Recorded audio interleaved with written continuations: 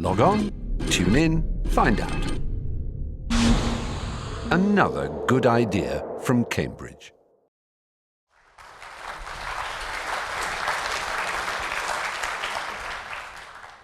And in 1977, paying my own money in my Volkswagen from Washington, D.C., I drove to Niagara Falls for Micro 10 and met Maurice Wilkes. I thought, well, what better can happen? I drove back, ended up at DEC in 1978, and in 1980, Maurice moves in 2 doors down. I still have not recovered. Since we're in a history mode, that's the 1957 appearance of the DEC mill. They actually did upgrade it a little bit.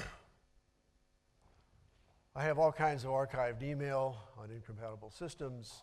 This is from 2003. It was just a throwaway comment that Maurice made. These were great years for Nina and me. And he put Nina in there first. They were great years for everybody at DEC. What I did is try to reconstruct, to recall this. I went to email, electronic messages. I went to DEC internal newsletters. I went to some DEC brochures or a little brochure and some other things. The banner at the top and the panel over here are one of the announcements for Maurice Wilkes showing up in Maynard at the corporate headquarters as an employee of Digital Equipment Corporation in 1980. Doing my research, I found in my files this pamphlet made by Gordon Bell in 1975. 1975 was the time when TX0 and Whirlwind were going to the scrap heap, and Ken Olson, the founder, Gordon Bell, the vice president, Gwen Bell, Gordon's wife, decided we can't let that happen. And they started what has eventually become the Computer Museum by putting things in a closet. So he wrote this brochure because the closet was overflowing and they were using lobbies of all the DEC facilities around Massachusetts to make little displays. So this was called Digital Equipment Corporation Distributed Museum Project. And so I paged through this the other day, and what do I see as the first machine in Gordon's mind when he's making this plot? And there is EDSAC.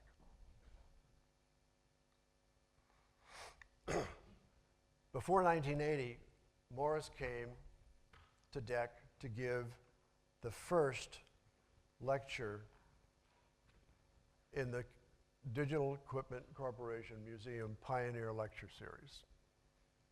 This was September of 1979. We would be in central engineering, and we would be getting things done like reducing the size of a peripheral.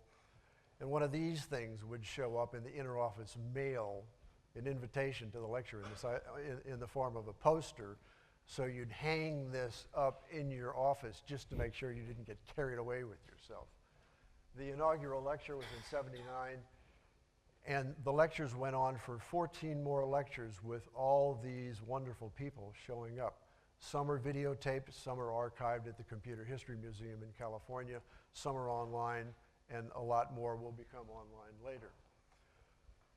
One of the most wonderful things about this was that Gordon was able to host all these things along with Maurice. This was every other Friday. I don't know how frequently they were, but this was a great time to have Maurice helping Gordon receive all these people from around the world. But it wasn't all lectures and recollections. This is another internal newsletter called DEC World.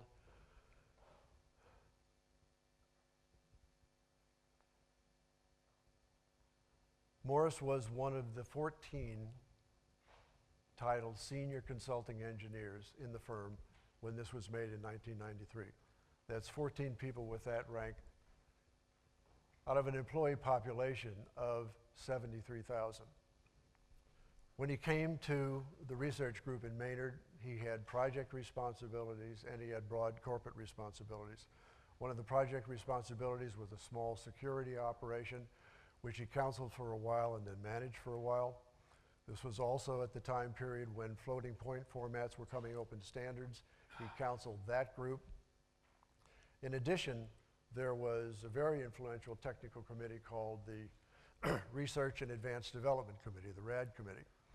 And this was a great opportunity for Maurice to meet people across the corporation.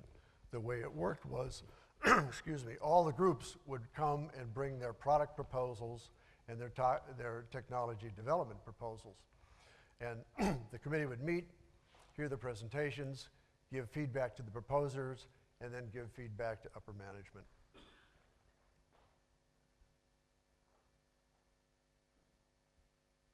Maurice also continued with his publishing and his lecturing and whatnot.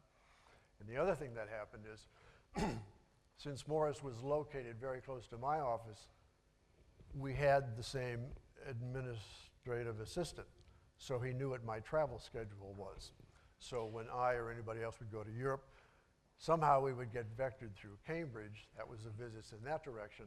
And in the other direction, people would start showing up. Names I recall are P. Robinson, J. Dion, A. Jones, A. Hopper, and so forth. The upper left panel is a picture of the Maynard Mill that I took about a month ago on a cloudy day. The picture below is from a brochure. It shows a rear view with the mill water, the mill pond. The picture here incites controversy whenever I show it, because anybody who has worked in the mill or anybody who has visited the mill knows that the floors were never that smooth, and they were certainly never that shiny, because the forklift trucks bringing the Vaxes and the big disk drives in take the shine off the floor. These are, courtesy of Bing, satellite views of Maynard. I believe, maybe family members can help here, I believe that that house is 2 Mockingbird Lane, where Nina and Maurice lived. It's been a while since I've been there for dinner. When I was back east a month ago, I took a great photograph of, no, it's 2 Blue Jay Way. I took a great picture of 6 Blue Jay Way, which doesn't help very much. Right? So here is Maurice's house. Doing this research, I found the name of the person who lived, I believe, here, John Comella. It turns out that when Maurice and Nina showed up in Maynard in 1980, John Comella, another DEC employee, showed up. John had done science before. Maurice had done science before. They both got into computing. Maurice did amateur radio. John did amateur radio, so they got to be really good friends. They'd have dinner and whatnot. And I learned a few other things. They were prepared to come to New England, except they weren't satisfied with the egg cups, and they definitely couldn't find a toast rack, so those things had to be brought from England. I was told by the wife of a DEC vice president that as Nina became very comfortable with the driving over there, it's a real accomplishment. I'm not comfortable with the driving over there. She would hire a car, drive around, drive down into Boston. You know, it terrifies me to this day. She also worked with the local Maynard newspaper called the Maynard Beacon. Is this true? I think it is.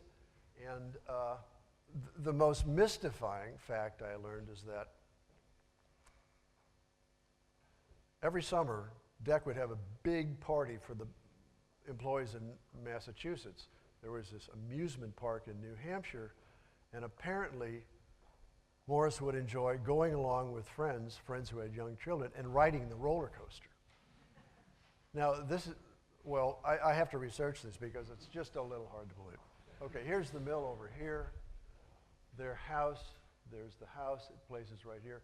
So they lived very close to the mill, okay? Now, another thing I need to point out is that since the mill is in new hands and the people who are living in the mill are all wimps, they had to build a new parking structure, because if you get here and it's snowing, they felt hard done by that. They'd have to walk all the way around the mill. The downtown is here. In those days, there were lots of small shops down there, so you could easily get downtown. It's a very comfortable place. You'll also note there are no large multi-lane highways in or out of Maynard. You can't get there. When you get there, you can't get out, so there's not a lot of traffic. He was on the RAD committee. The RAD committee brings everybody together. I call this a side conversation because at one time there's Maurice Wilkes in the back of the room, and there's Jesse Lipcon, a design engineer in the back of the room. These diagrams are up there because Maurice loved talking to the kind of people who drew those diagrams, all right?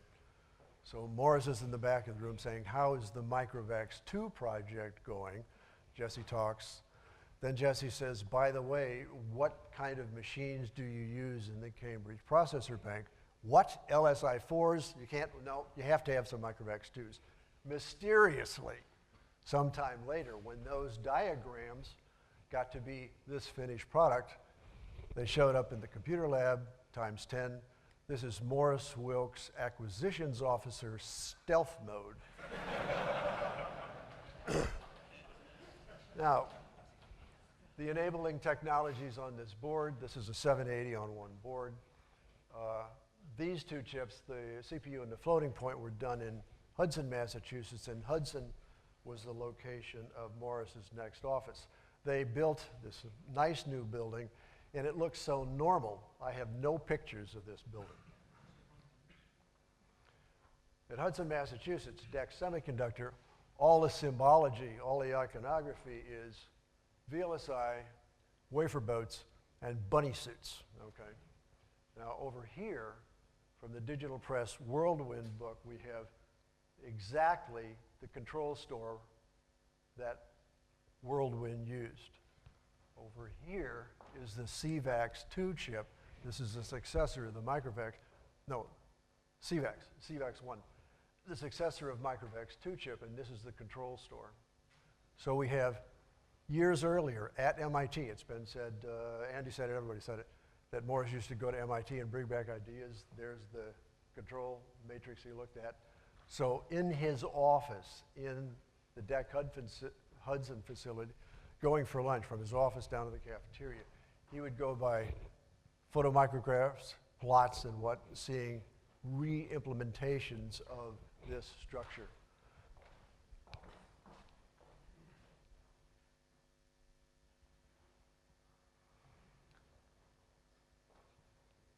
There were 14 pioneer lectures following Maurice's inaugural lecture. When he was in Hudson, he said, this is not right, this has to be addressed.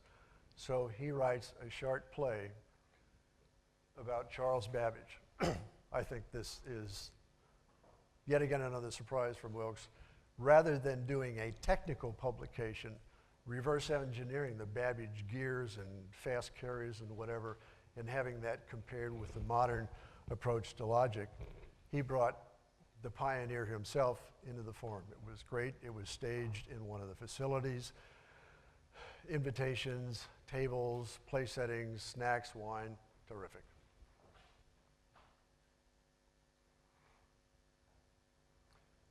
At Hudson, Maurice finished his book, Memoirs, gave it over to MIT, so he was ready for the next assignment. This was Project Athena.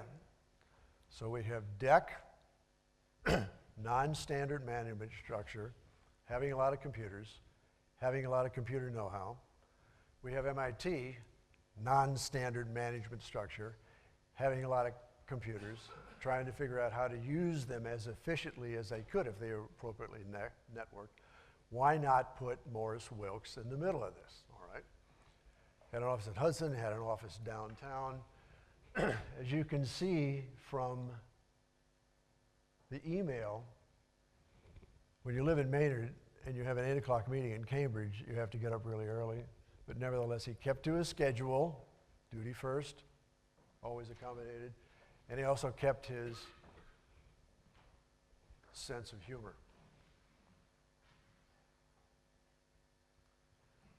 Now, of all the files I don't have any HR or personnel records for Maurice. So one would wonder, how is he actually doing as an employee? So we have to appeal to other evidence. There we have Maurice, stock photograph, serious professional expression, title, and name. A little bit later, a little bit of a smile. No need for a title. Then, at the end of his tour, no title, no name, no jacket, nice smile, drink in hand.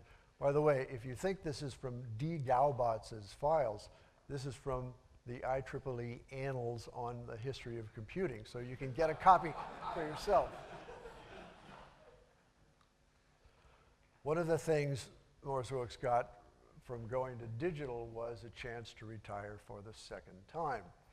Now, when you retire from digital after a successful career, there are two absolute requirements. One, you have to have an exit interview, and two, you have to have a going away party.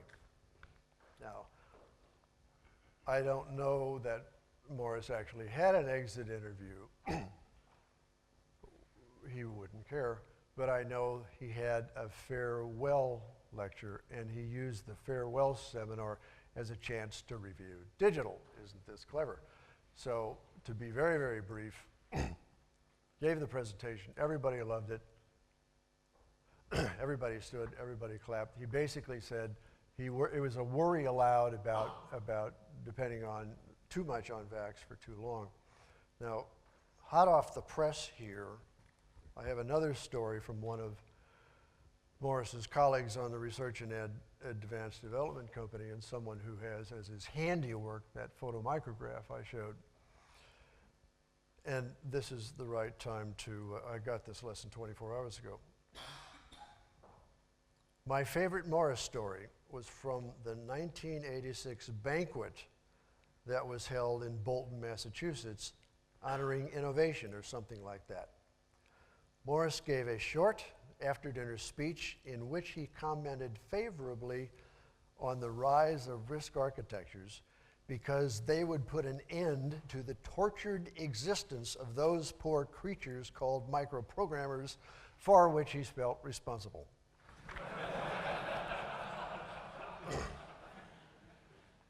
Moving on to the going away party.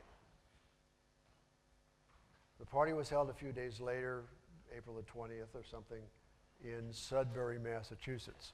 I was at the computer lab at the time, and I arranged to attend the party, and I further arranged that he wouldn't know about this. All right, so the party goes on, I come in, made my little speech.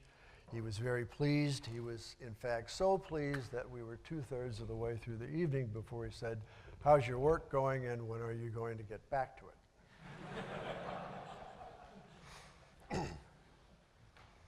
In the post-DEC era, both for myself and Maurice, he loved traveling, especially to California, because there were lots of conferences held out there with designers loose under the palm trees of Stanford University that he could talk to.